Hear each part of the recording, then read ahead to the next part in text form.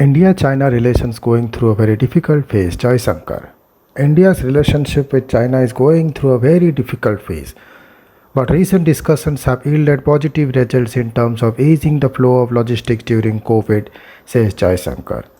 India's relationship with China is going through a very difficult phase, but recent discussions have yielded positive results in terms of easing the flow of logistics during COVID-19 pandemic in the country.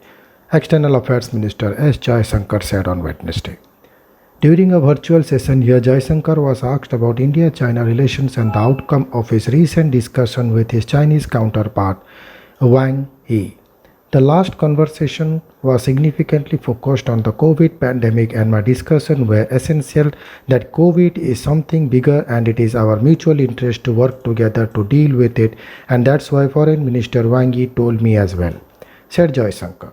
The minister said Indian companies ordering supplies from China were encountering difficulties, and his message to the Chinese minister had been that the best support they could offer would be to ease that process. After our conversations, things did move. Some of our airlines immediately got their approval. The chain is flowing, which is very laudable. On the wider China-India relationship, the minister said a disengagement process remains ongoing but is yet to reach the desired de-escalation point at the border. He said the relation right now is going through a very difficult phase because in violation of agreements and understanding of many years, the Chinese have deployed a very large part of their military on and close to the line of actual control without explanation.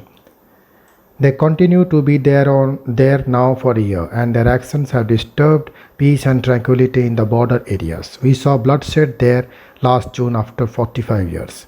The minister said India has been very clear that peace and tranquility in the border areas is absolutely essential for good relationship with neighboring country.